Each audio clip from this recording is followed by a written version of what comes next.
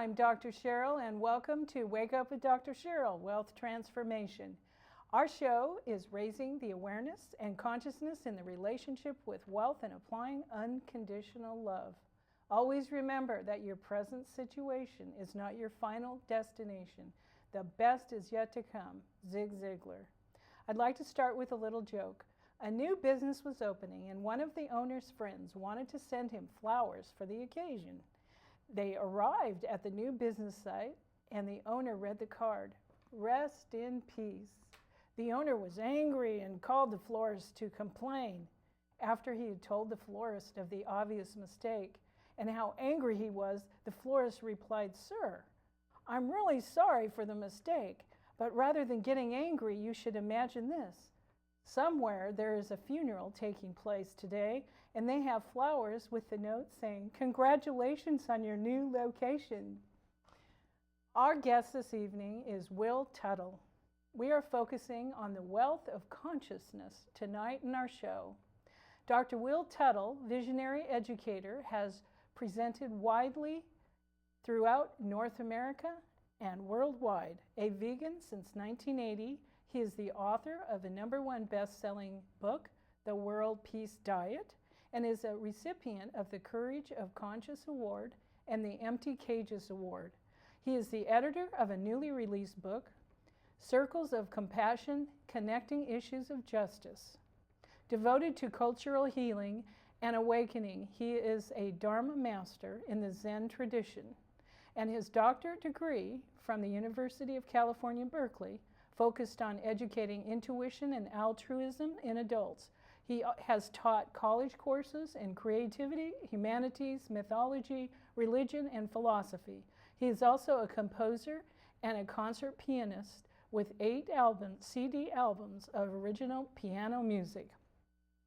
He is noted for his clear and inspiring presentations, which often include evocative animal paintings by Madeline, a visionary artist from Switzerland, which is his partner.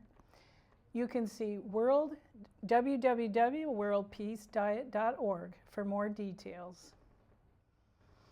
Well, thank you for being our guest, and I've done the introduction and told the audience and the viewers who you are and what you're doing and etc. So welcome. Thank you, Cheryl. It's great to be with you. Great.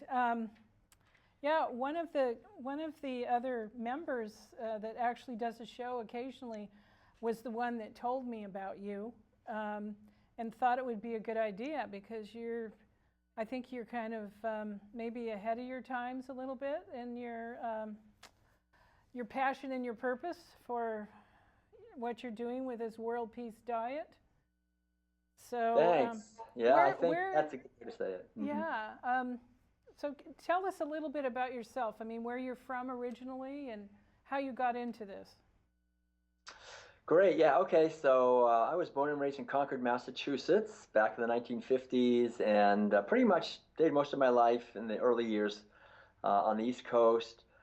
And how I get into this, essentially, I was born into a pretty much a typical house, I would say, in terms of our food and how we lived our lives. We ate the usual meals that everybody was eating back then, and pretty much still does. Lots of meat, dairy products, and eggs. And I never questioned it. But when I was about, I guess, 7 years old, I said to my mother, "So, Mom, the kind of foods we're eating, is this what everybody eats?" My mother said, "Sure, this is what everybody eats." Yeah. And then she came back a few minutes later and she said, "Well, there are vegetarians." And I had never heard that word before. And she said, "But don't worry, you'll never meet one." I've never met one, so you probably never meet one either. That's funny. So, it's like an alien person. Yeah, it felt like these people must live on another planet. That's the way it seemed to me, the way she talked about it. Right, She said, right. I don't know where they get their protein. They sort of hypothetical people. And so anyway, so my mother was totally right. I went through my whole childhood, never heard the word again, and went away to a summer camp in Vermont where I learned to kill my own chickens. We killed our own cows. Oh, Actually, wow. on a dairy, they wear out very quickly, and so essentially, I didn't have any problem doing that because I knew from my cultural training that these animals are different from us. They don't have a soul. They taste good if you don't eat them. Oh my. you'll die of a protein deficiency and so forth. So anyway, I participated in all those kinds of things. I went away to college, and I heard when I was at Colby College in Maine that there were some vegetarians on campus. This was back in the early 1970s. But I never met one, like my mother said. But then a little later, after college, I decided to go on a spiritual pilgrimage with my brother, my younger brother Ed, and just walk and meditate. And we thought we would aim for California. And this was, like I say, in 1975 now. And so we didn't get that far. We got as far as Tennessee. And we were in Tennessee. We got as far as Buffalo. Then we headed south, and we ended up in Tennessee finally after a few months. And at a community called The Farm. And The Farm in 1975 was the largest hippie commune in the world. There was probably almost 1,000 people there, mostly from California, actually. And they were eating at what we would call a vegetarian or even probably a vegan diet. I mean, they didn't eat any meat. Most of them didn't eat no dairy products or eggs. And so there were 900 people, and they were thriving. They were doing great. They weren't dying of a protein deficiency. I talked to them a little bit about why they were doing this, and I remember the fellow told me, I was talking to, said, well, there's two main reasons. One is that so much of the grain we're growing, we could feed hungry people, but we feed it to animals and eat their flesh and dairy products and eggs, and so it's very wasteful, and people are starving, and it's not good for your health. It's just a bad system. We want to have peace in the world. We want to feed the hungry people, so we're eating lower on the food chain in order to help out. And I thought, well, that's noble of them to do. That's great. And then the other reason he said is, do you know what the animals go through, the people are eating? And so I knew a little bit, but he kind of explained it a little bit better, just the mutilations and the killing and all of that stuff. So for me, it was like this sort of like in the Wizard of Oz when Toto pulls the curtain back, and you suddenly kind of see the whole thing, like what's going on behind the curtain. I saw this horrible, huge industrialized killing machine that was killing all these animals. People are starving, all this suffering. And at the same time, I had this model, in a sense. I was eating breakfast, lunch, and dinner every day with these people, and we were eating meals together that I was learning to begin to appreciate them, of grains and vegetables and so forth. And so that was it. Actually, from that day in 1975, when I heard that, I never ate meat again. And that's been about now 40 years. And then about 5 years later, I got to California. I was living in San Francisco in a meditation center, a Tibetan Buddhist, and then a Zen center. Is that when you became a Zen master? Yeah, it was a little bit. Yeah, it was a little bit after that, right? So in 1980, I heard about the suffering of dairy cows and hens. So I became a vegan in 1980, and then a few years later, in '84, I went to Korea and shaved my head and lived as a Zen monk in Korea, and that's when I really got more heavily involved with Zen, and also realized that this veganism, this eating no meat, dairy, and eggs, and not wearing wool or silk or leather, and just trying to live a life that's kind and compassionate, not just to human beings, but to animals too. Right. I realized that this is not a newfangled hippie idea from California. This is actually an ancient spiritual tradition that goes back thousands of years. Yeah. Right. So when I came back from Korea, I felt like I had these roots of veganism that went much deeper into me, because I saw that it's actually our true nature to not want to cause cruelty or abuse to others, and I just realized I'd been kind of badly programmed by my society, but I wasn't going to go back again, So that's that, and that was like 35 years ago. So don't you think though that I mean, I want to start with your book, but now that we're talking about being a vegan, do you agree that eating animal protein, that it does add and produce more aggressive behavior in humans? That's a very interesting question. That's a great question. I can't say for sure that it does, I don't think, but I would say that probably, I think it's pretty obvious that it does in a sense. I mean, there's various reasons why it might do that. We're not designed for eating animal foods. I mean, we can eat them. We can eat animal flesh. We can eat dairy products and eggs. But we're not designed to do that. Dairy products are very hard for us to digest because we don't have renin, like little calves have, to break down casein, which is the main protein in milk. Right. So all these things are hard on our system to deal with. And most animals, when they if they're carnivores, they only kill to eat. Right, right. But we are not It's natural not like carnivores. sport, like for a No, sport. it's not like no. They don't go out No. just to kill like a Yeah. lot of hunters do, for example, or people do. Right. You know, they just only kill when they need to eat, and then they don't any other time. But we, as human beings, we're not carnivores, so we're kind of eating meat, and we're I think that in a sense brings out and very well could bring out an aggressive nature because we're always eating these foods that require killing, but it's not our true nature. So we have this very I think it's very repressed awareness. We're not really aware of what we're doing. Most people don't realize the huge number of animals we're killing. We're killing 75 million animals every day just in the United States. Yeah, so yeah. Well, it's conditioning. It's cultural yeah, conditioning. You know. It's cultural conditioning, and also I think the animals, when they're killed, they do have for sure a lot of adrenaline. You know, they're terrified. Right, They're frightened. They're abused. Maybe they're angry or rage. They're fighting for their lives and so forth. So when we're eating, we're not just eating the physical toxins that concentrate in foods like hormones and chemicals and drugs and so forth. But we're actually eating, I think, what I refer to in the World Peace Diet as metaphysical toxins, which are just the vibrational terror and anxiety. Yeah. And I would think, like there's a Zen master who's very famous, Thich Nhat Hanh, and he writes in his book, Creating Peace, he said, if you eat chicken, you're going to be eating a lot of anger and frustration. And if you're eating anger and frustration, you will express anger and frustration. Wow. You know, that kind of idea. Yeah. So, well, getting to your book, World Peace Diet, which I fortunately have in front of me, what is your main message in your book? Right. Well, the main message actually is a positive message, I think. It's the fact is that we have a huge array of extremely serious problems that we're facing as a culture, war and terrorism, environmental devastation and disease and social alienation and inequality and injustice, all these things. And then as part of that, on that list of problems we have, one of the things on the list that's probably pretty far down on the list for most people is cruelty to animals or abuse of animals. But that's not such a big problem because those are just animals and we're much more important. We're human beings.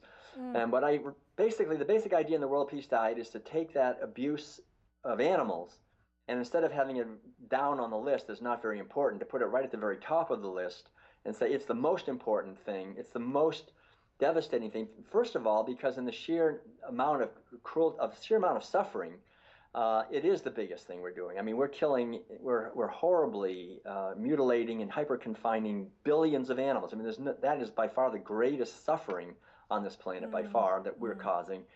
But more importantly, I think, is not only does it cause the animals to suffer, it boomerangs. I call it the boomerang effect. Whatever we put out comes back. As all the great spiritual teachers have said, as you sow, so shall you reap. Right. So we're sowing seeds of terror and fear, of slavery, of injustice, of the domination of the sacred feminine, and of privilege and elitism. I mean, all these things this is the living core of animal agriculture and eating meat and dairy. And so what we do to these poor animals, we find we experience ourselves. So the message in the World Peace Diet is to wake up, to question the official stories of our society, to move our lives into alignment with our true values, and to show kindness and respect to beings whose interests are as important to them as our interests are to us, and that if we do that, we can absolutely transform our society in an enormously positive direction very quickly. There's really nothing stopping us from doing it. Yeah, absolutely, and that's why I have my show, and that's why I call it Wake Up with Dr. Cheryl, because mine is focused on the relationship with wealth, and there's so much more wealth than just money, but it's like wake up to all the wealth that we have to be healthy on a mental, physical, spiritual, emotional level. And since you mentioned the domination of the sacred feminine, I would love for you to expand on that. What does that mean? So we can. I mean, I know right now is a time exponentially for women to be getting more empowered and using that empowerment outside the home, everything. So, but give your impression, what is this about?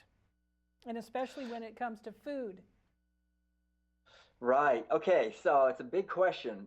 And I really recommend if people can actually read the World Peace Diet because it takes 300 pages and 13 and a half hours of talking really to Sure. really give it. But basically, the idea is this.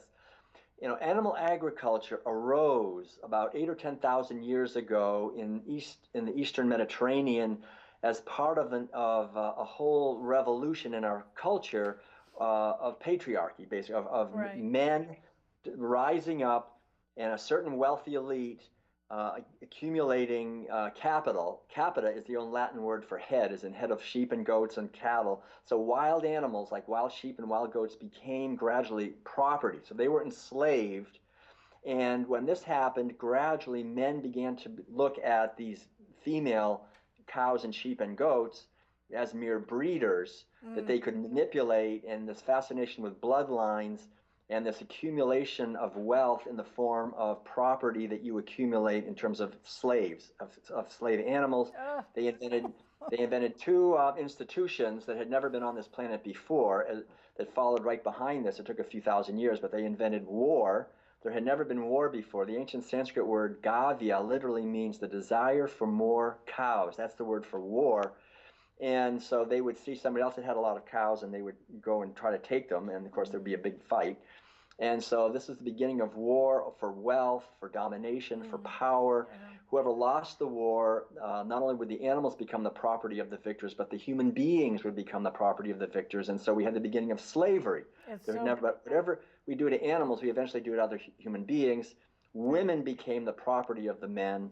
They were used for sexual pleasure and also to be the mothers of strong young warriors. So they wanted women who were big, and so they would start breeding women and men, like they did their cows to him. So this was really the first science, was about men dominating nature, dominating animals, and dominating women. It's to accumulate money and power. It's so primal, and humanity has been evolving, and I really pray that they'll evolve a little bit faster on this level.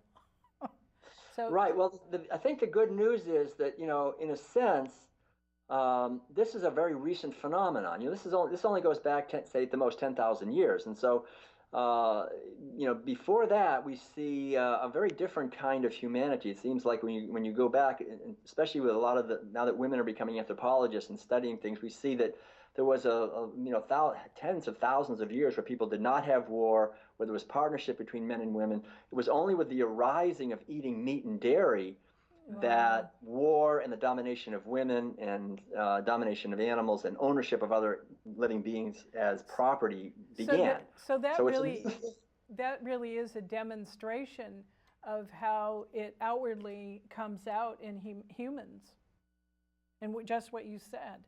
And it makes them more competitive, and not that women don't have the same reaction if they're meat eaters. I haven't eaten very much meat at all for years, so I don't.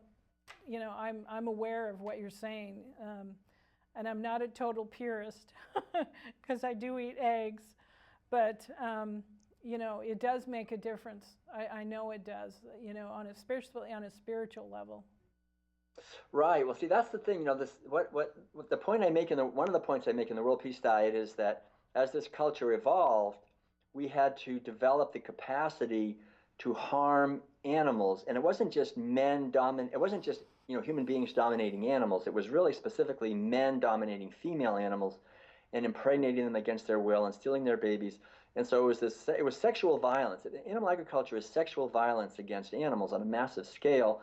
And so it not only causes a lot of suffering to the poor females, the mothers and their babies, who are horribly abused in the system, but it really hurts us because as human beings, we're the perpetrators of this. Right. And we live in a whole society where we're doing this, but we pretend everything's okay. So there's this kind of pretense that we're, kind and loving and caring people, But if you're a cow or a pig or a chicken or a turkey or a lamb or a sheep or a goat, you know a lot. You see a whole different side of humanity. And I think that's the thing, is to really be able to see how we're acting and realize that when we harm these animals, we also harm ourselves. That Right. Even though the animals can't defend themselves, but our violence towards them comes back and harms us Well, in ways that we don't see very often, like physical disease or psychological disease or cultural disease, environmental disease. So to have a healthy society, have a healthy physical body, be spiritually healthy, psychologically healthy, be abundant, really means to question these official stories. when you embrace the sensitivity of true humanity and embrace that we're all one, I mean, you can't help but feel that way towards animals, no matter what kind of animal they are. So, I really am focusing on helping wake up humanity on this level, because diseases come out of eating too much meat. There's just so much proof of Right. How detrimental it can be, especially when they eat it every day, in 3 times a day or whatever. It's not healthy, and it also is Right. conducive to being overweight. Right. So. Yeah, that's the thing. It's can I just say one thing about that? It's I think it's really important to realize for us that the only reason anyone eats meat and dairy products and eggs, the only reason anyone does it, is because we're just following orders. We're just doing what we've been told. We've been programmed by every institution in our society, by our family, by the media, by the government, by the religious institutions, by the educational institutions, by every institution to learn to just desensitize ourselves and see certain beings as mere meat, as mere physical objects. We don't see a being, we just see a thing. Right, so right. It's reductionism, it's reducing beings to things. And the other point I just wanted to make, because you emphasize your show is about true wealth, and that's one of the most important positive things to understand. Every single year, constantly for decades, we grow enough food to feed 12 to 15 billion people. Right. We only have 7.2 billion. Exactly. I mean, we're growing enough food to feed twice as many people as we have, and yet we have 1 to 2 billion people of our brothers and sisters starving to death. And this whole message is going out all the time that there's not enough. There's not enough. We have to compete. There's not enough. Only the rich can eat. The poor can't eat. But it's not true. No. We're growing enough to feed everyone. This is a beautiful, abundant earth. It can feed everyone. Right, right. So how does the feminine come into this? How does that really get into the root, the foundation of this? What I see veganism as is a resurrection of the sacred feminine. I refer to the sacred feminine in the World Peace Diet as Sophia.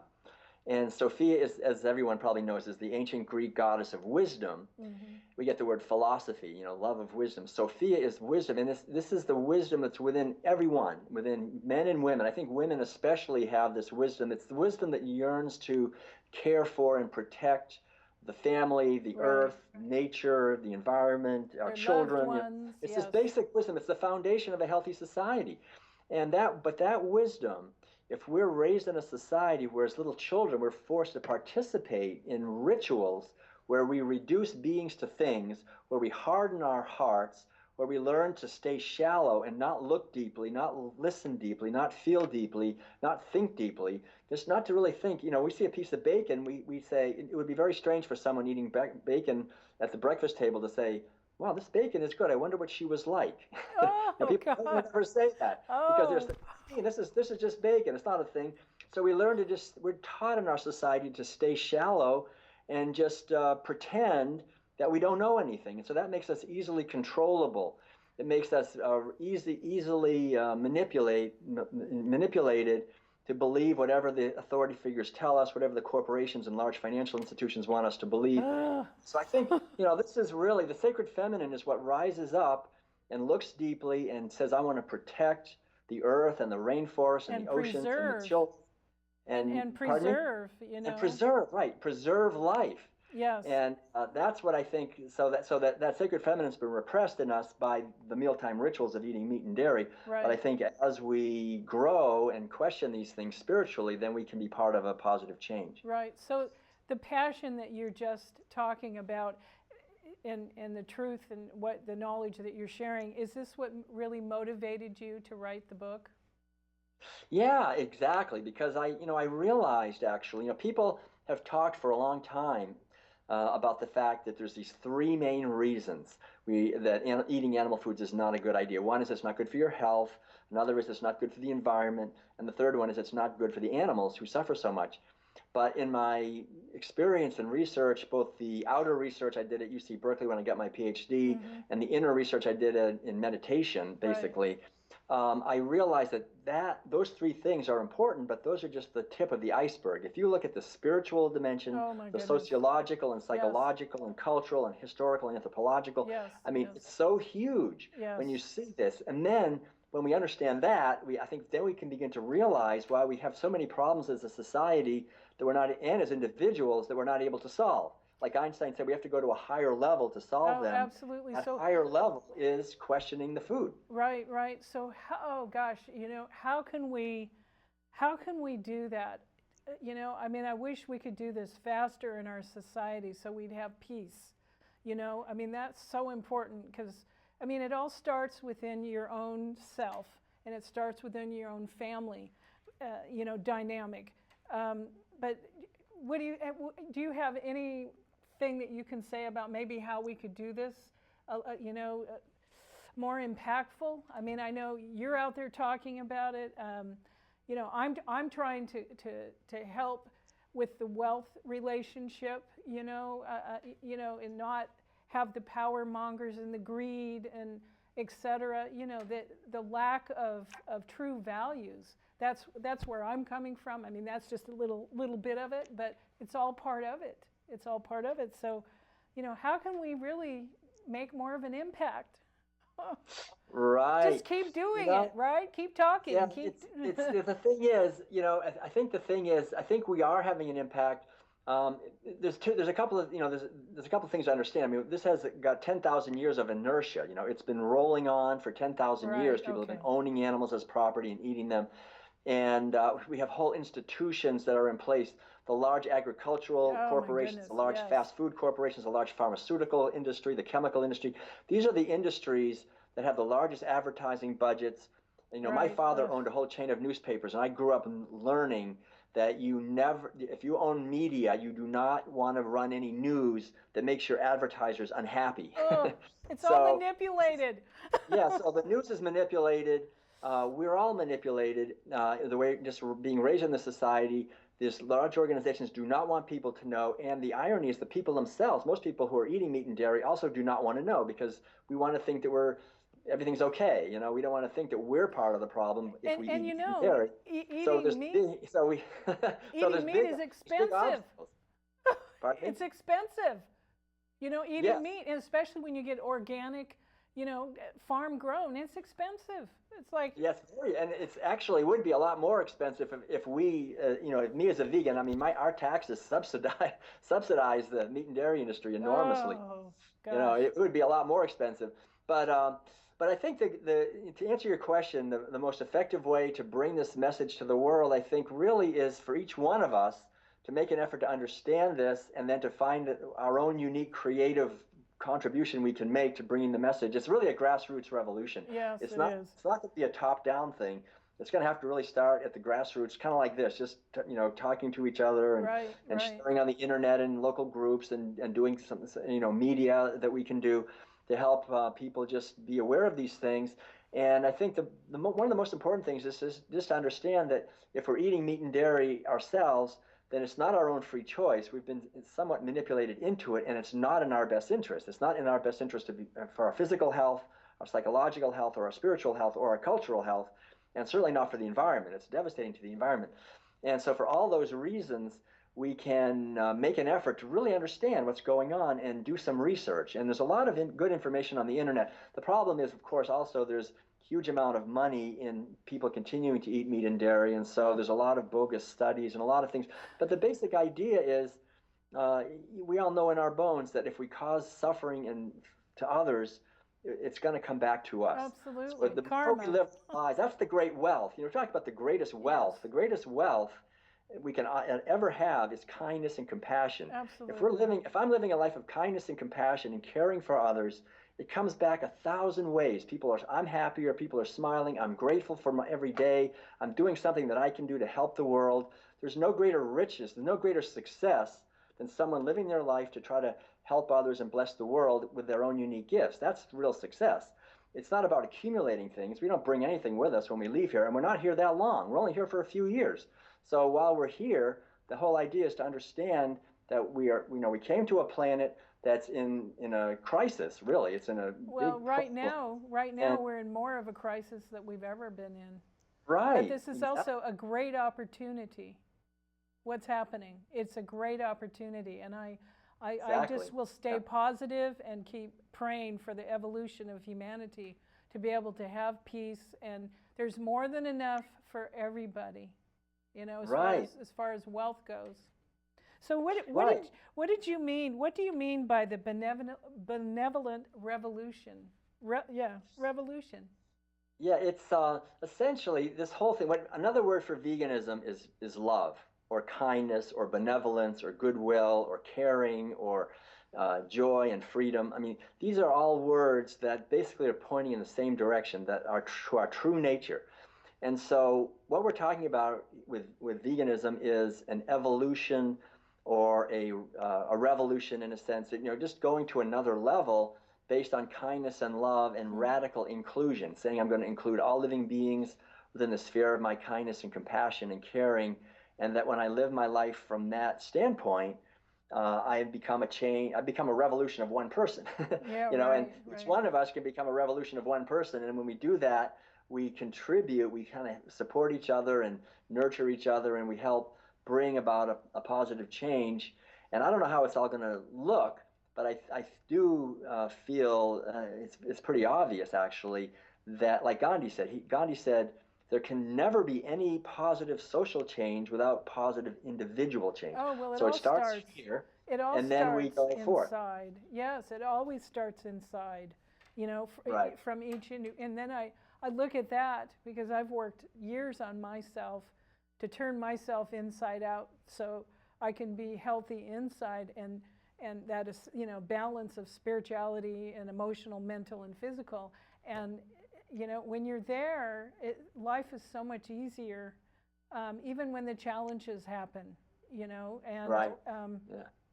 so I think it's about time. It's time to wake up.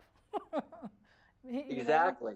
Yeah, this is really it's critical. I mean, this is not just an intellectual exercise we're talking about. We are living in really critical times because animal agriculture, the thing to understand is two things. Animal agriculture is by far the most devastating thing we're doing to our outer world, to our environment, to our culture, and to our physical health. It's devastating on every level. It's traumatic to ecosystems, to wildlife, to hungry people, to rainforest. We're cutting down an acre per second of rainforest. We're causing the largest mass extinction of species. This is all caused by animal agriculture. You know, But the other thing to understand is it's the most devastating thing we're doing to the inner landscape of our consciousness. It shuts down our natural sensitivity, the right, feminine right. receptivity, the ability for us to make connections, so that we're not able to really respond to the problems we're creating. So it's really important for us to get away from animal agriculture, to stop eating meat and dairy. It really shuts down our natural wisdom and intelligence, and it devastates the outer world more than anything. So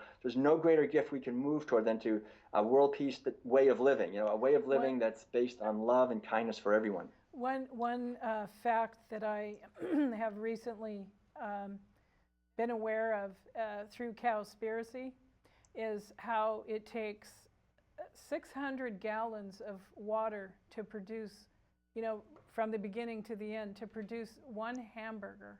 I am just shocked about that statistic. I mean, that's only one statistic of what he came up with, Kip Anderson. I mean, it's just phenomenal. And So we have to change. We have to open up and stop being in denial and really look at the whole picture, not look for your own selfish needs all the time, which happens a lot in our society. Right. Yeah, thank you. That's beautiful, and it's really true. The shock, it's shocking. It's about 32 to 1 or something, the amount of fresh water. In other words, 32 people eating a plant-based diet use as much fresh water as one person eating a standard Western diet. Okay. So we can cut the amount of fresh water we're using to a fraction, and then these droughts we're having and the draining of the aquifers could stop if we would move to a plant-based diet. Right. But I do understand that there is, it's not too late. It's not too late to save Mother Earth, and to save humanity. That's why you're doing, I'm doing these, talks and shows, etc., to expand the education that we have delved into to help educate the public and, help raise the frequency awareness of humanity throughout, because we have to save ourselves. I mean, it's really horrible what's going on, like in the East, in the Eastern countries. I mean, that's like the last place on earth that needs saving, because they're the worst. What's going on, the fighting, etc. And I know they eat a lot of meat. I'm sure their whole basis is in meat. So I know that's a huge contribution, and I mean, it's good. It's great that what you're doing, and you just have to keep doing it and not give up. Even though maybe you might have some, hills and dales, in your whole process of getting the word out, financially and making things. I mean, I know for myself, because I'm committed to doing this, and I know that it's going to take off because of the commitment, and Right. So do you believe that there's some, because I've had this conversation with several people, about eating meat. I mean, it usually comes up with every conversation or with every person that I meet if I get to know them a little bit better. But do you think that everybody on this planet, or maybe that's too broad of a question because I'm saying everybody, but do you think that there's some people that really need to eat meat, or I mean, there's some people who just don't want to give it up, and I don't know if that's just denial, of the facts, or I don't know. Yeah, I personally, I don't think there's any human being on the planet that needs to eat meat. I mean, we're all basically the same physiologically. If you look carefully at the physiology of a human being, we're not equipped to eat meat. I mean, we have very small teeth. They're very soft. They would just break very easily if we tried to bite bones or things like that. we all have the same saliva. The main enzyme is ptyalin. It does nothing else but break down carbohydrates. We have a very weak hydrochloric acid in our stomach that is not very good at digesting meat. We have very long, convoluted intestinal tract, which gets all clogged up with saturated fat and cholesterol. We have a circulatory system that does not tolerate saturated fat. So we're not designed to eat meat. We're just forced into it, like cows. Cows actually in the United States eat more fish than human beings do. It's comical to think of a cow, because scientists discovered that if you feed cows fish, protein, animal food, animal protein and cholesterol, it's profitable. They'll give more milk and they'll fatten up. It always comes down to the money. That's not what they're supposed to be eating. Yeah. It always comes down to that money. Exactly. Oh. People, in my case, I have not been to a doctor in 40 years.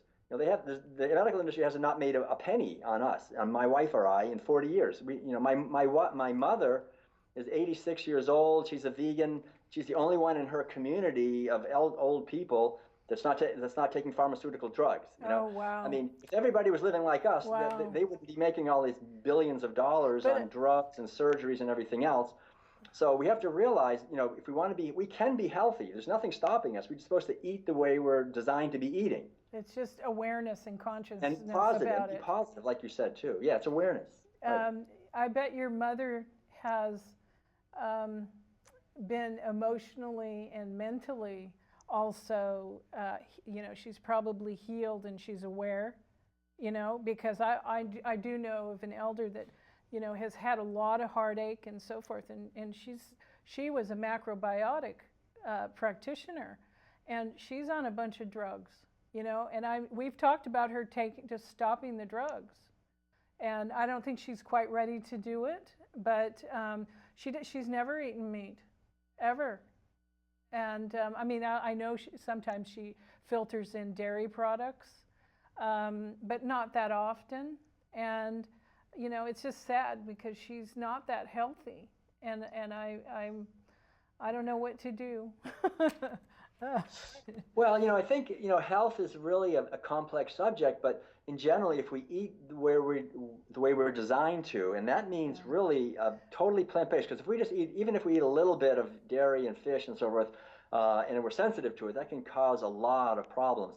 And then also to cultivate a positive internal environment, to really live from a sense of gratitude and love and joy and freedom. That's a big part of being healthy. Well, it's huge. Gratitude is the most important thing. I believe it is. Gratitude for what you have and what you have and the love that you have. Love is the most important thing. It really is. Love, and I think that we have to refocus.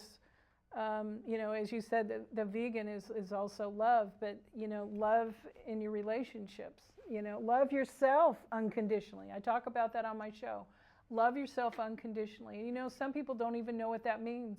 And stop judging, stop criticizing, yourself, and just love yourself. And then because then you can love others unconditionally.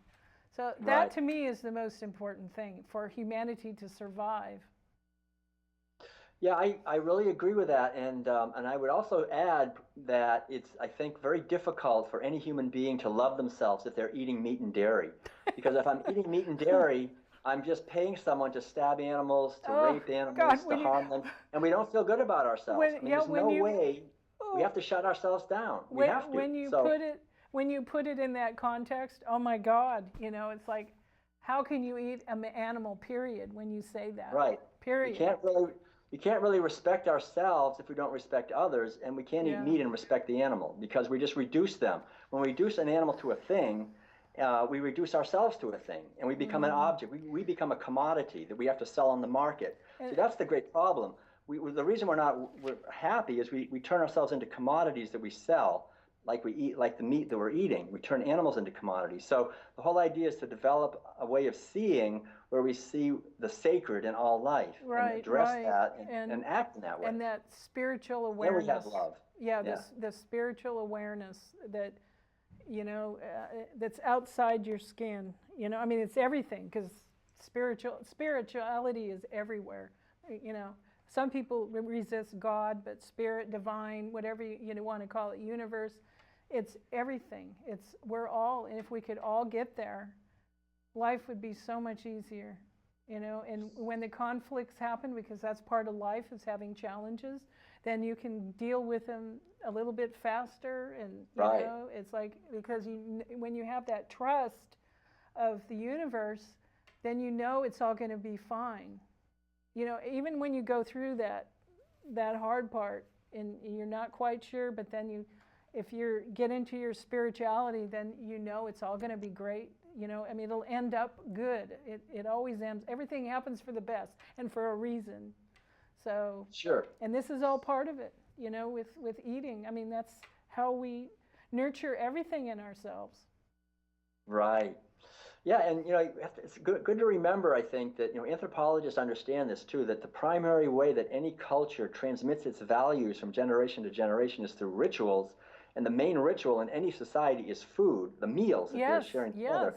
So if we look deeply into our meals, we're getting injected with basically with a whole mentality that is actually the opposite of a lot of what you're saying, of disrespect, of exclusion, of domination, predation, entitlement, elitism, injustice, hard-heartedness. So the whole idea is to actually turn our meals into rituals where we are inclusive and kind, loving, caring, sharing, free, justice, these kinds of, and not only with what we vote for with our wallets, but with what we're nurturing the cells of our body. Also, we're not only paying for suffering, but we eat it ourselves and we give it to our children. So the idea is to really live this in a deeper level. And really another really important ingredient in this is laughing and having humor. That Right. is so important.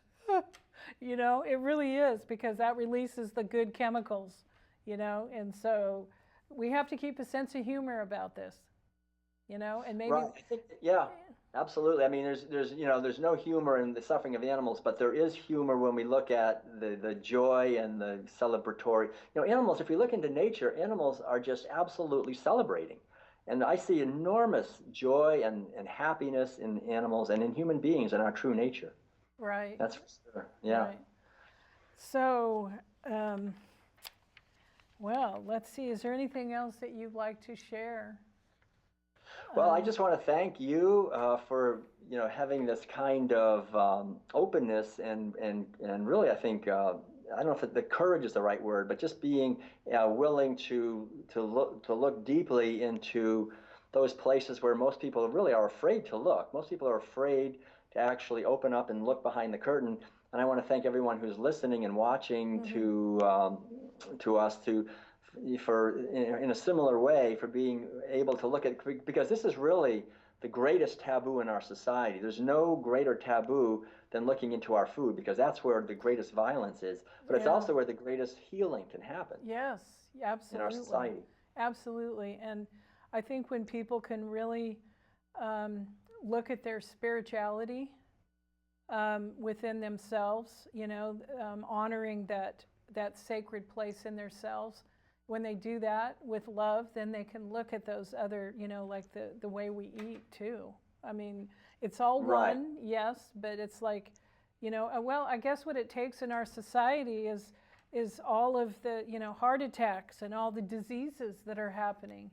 You know, it all contributes by food, but it also starts in your mind. You know, when your mind is the most important thing. I mean, because we have to feel and we have to think the process, you know. So it's like, wake up to what you're thinking. This is what I talk about, is really pay attention to what you're thinking in every moment. Yes. Because if you're thinking negative things, it's going to impact you negatively. Things are going to happen negatively. So it's like, you know, think the loving, happy thoughts and positive thoughts, and get out of fear. Get out of fear. And the only you know, way that we can really get out of fear is to step through it. You know, and take the step that you need to take to get through that fear, to get, you know, so you have the courage to step into it, to let it, you know, to let it dissipate. And our society. That's a really good, I think that's really important what you're saying, and because that's really, you know, the only reason anyone's eating meat and dairy is because they're afraid, you know, afraid not to. They're afraid not to obey those orders that came from their parents and their teachers and from all their friends. There are people who are afraid. So like you say, if we can just step through that, change our behavior, then we'll feel better about ourselves, and the whole thing can start happening. So I just have to share a little story. In growing up, we'd barbecue. My dad would barbecue, and I would get so grossed out. And this is when I'm growing up, very young, you know, before teenager. He'd eat raw hamburger, and I used to just get so grossed out. I didn't even like the smell. And he'd barbecue steaks and stuff, and I couldn't do it. I just couldn't do it. So I've been on that path for a while. I have to say I haven't been pure the whole way, but, you know, it's like, now we all need to wake up, you know, and hopefully money won't be the motivating force for the big corporations, you know. I mean, I've seen interviews on Cowspiracy. I saw interviews from some ranchers that were very wealthy, and they're saying, you've got to change your eating. You've got to stop. You know, I mean, it's so important. So thank you for sharing all of your wisdom and education, and hopefully this will reach many people to help them see it in another light. Right, right. Well, thank you so much, Cheryl. It's been great to be with you. Yeah, Yeah, thank really. you so much, too. All right. And thank your wife. Thanks. Okay. All right. Sure. Mm. Thanks. I'll leave you with this. Self-discipline is a form of freedom. Freedom from laziness and lethargy. Freedom from the expectations and demands of others. Freedom from weakness and fear and doubt by H.A. Dorfman. Remember, never give up. Be grateful for whose you are and where you've come from and what you have, and be grateful for your freedom and eat healthy. Good nutrition feeds your mind and your body temple, and don't forget to exercise. Feed your spirituality with meditation and prayer. Thank Spirit. Love yourself unconditionally. Stop criticizing, stop judging, and allowing others to dominate the way you feel and think about yourself. Be compassionate and share your abundance and wealth with others. When fear knocks, let faith answer the door. The 4 agreements. You should have these agreements in every breath and thinking moment. And this is by Don Miguel Ruiz. Be impeccable with your word. Speak with integrity. Say only what you mean. Avoid using the word to speak against yourself or to gossip about others. Use the power of your word in the direction of truth and love. Don't take anything personally. Nothing others do is because of you. What others say and do is a projection of their own dream or illusion. When you are immune to the opinions and actions of others, you won't be a victim of needless suffering. Don't make assumptions. Find the courage to ask questions and to express what you really want. Communicate with others as clearly as you can to avoid misunderstandings, sadness, and drama. With just this one agreement, you can completely transform your life. Always do your best. Your best is going to change from moment to moment. It will be different when you are healthy versus opposed to sick. Under any circumstance, simply do your best and you will avoid self-judgment, self-abuse, and regret. Wealth is the ability to fully experience life. Thank you, Marin TV, for facilitating our show, and especially to my crew, Brad, Jack, and Nancy. Thank you. And now our show is an hour long starting April 3rd, and it starts at 8:30 p.m. on Comcast 26, UVerse 99. Please support and become a member of Marin TV. Bye for now. Until next time.